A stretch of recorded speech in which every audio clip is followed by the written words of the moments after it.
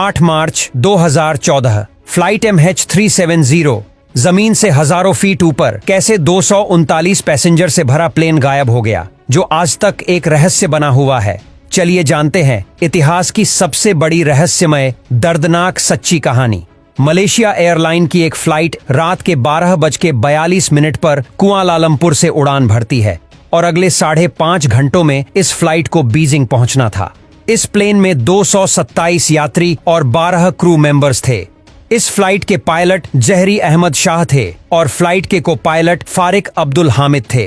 रात के 1:08 पर यह फ्लाइट मलेशिया कोस्टलाइन को पार करते हुए साउथ चाइना समुद्र के ऊपर फ्लाइट 35,000 फीट की ऊंचाई पर पहुंच जाती है। सब कुछ नॉर्मल चल रहा था और रात के 1:19 पर यह फ्लाइट वियतनाम के एयर स्पेस में प्रवेश करती है। वियतनाम एयर स्पेस में पहुंचने के बाद यह फ्लाइट रहस्यमयी तरह से वियतनाम की होची ATC की रडार से गायब हो जाती है। वियतनाम के ATC बार बार इस फ्लाइट से संपर्क करने की कोशिश करती है, लेकिन उन्हें कोई जवाब नहीं मिलता और ATC इस गायब हुए प्लेन के बारे में तुरंत कुआलालंपुर ATC को बताती है। किसी को समझ नहीं आ रहा था कि यह फ्लाइट क्यों, कैसे और कहां गायब हो गई। सभी को लग रहा था कि किसी तकनीकी खराबी की वजह से फ्लाइट से संपर्क नहीं हो पा रहा। देखते ही देखते सुबह के 6:30 बज गए, लेकिन इस फ्लाइट अभी भी बीजिंग नहीं पहुंची। तो इस फ्लाइट को खोजने के लिए जब प्लेन का आखिरी बार संपर्क टूटा था, उस जगह के कई 100 किलोमीटर समुद्र में 3 दिनों तक छानबीन की जाती है, लेकिन खोजी दल को इस फ्लाइट का कोई भी सुराग हाथ नहीं लगता। इस घटना के करीब 4 दिन बाद 12 मार्च 2014 को इस फ्लाइट का एक सुराग मिला कि मिलिट्री की एक रडार ने इस फ्लाइट को ट्रैक कर लिया था। इस फ्लाइट के बारे में मिलिट्री की रडार से मिले डेटा के अनुसार इस फ्लाइट ने राइट टर्न लिया और उसके बाद यू टर्न लेकर वापस मलेशिया की ओर उड़ने लगी और 31 मिनट के बाद जहाज ने पेनांग शहर को पार करके टर्न लिया और यह फ्लाइट अंडमान आइलैंड की ओर उड़ने लगी। रात के 2:22 तक मिलिट्री की रडार ने इस जहाज को ट्रैक किया था।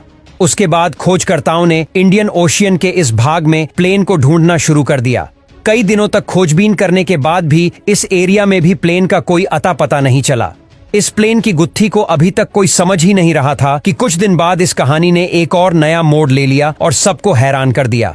ये प्लेन अपनी यात्रा के दौरान बार बार एक सैटेलाइट से कांटेक्ट करने की कोशिश कर रहा था।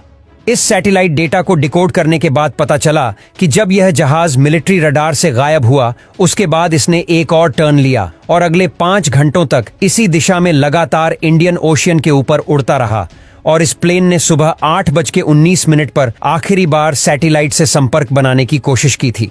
इन्वेस्टिगेटर ने जब सैटेलाइट के कॉम्प्लेक्स डेटा को एनालाइज किया और जहाज की स्पीड और उसमें मौजूद फ्यूल से जब जहाज की मैथमेटिकल कैलकुलेशन की, तो उन्होंने ऑस्ट्रेलिया से करीब 2000 किलोमीटर वेस्ट में इंडियन ओशियन के इस कर्व एरिया में जहाज के होने की आशंका जताई और इसके बाद समुद्र के इस भाग की तहकीकात की, लेकिन इस जहाज का कोई नामो निशान नहीं मिलता।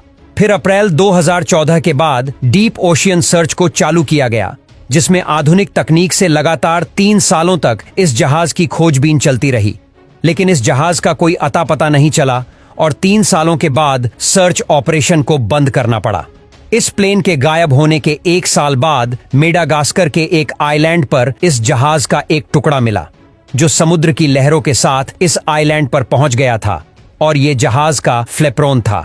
जब इस फ्लेप्रोन पर रिसर्च की गई तो पता चला कि इस जहाज को समुद्र में नौज के बल जानबूझकर क्रैश कराया गया था। आखिर इस प्लेन को क्यों क्रैश कराया गया था और इसके पीछे किसका हाथ था?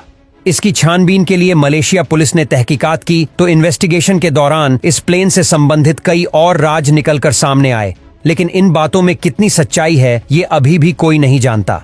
लेकिन सच तो ये है कि MH370 के साथ 229 लोग गायब हुए थे, जिनका आज तक कोई पता नहीं है और एक रहस्यमय बना हुआ है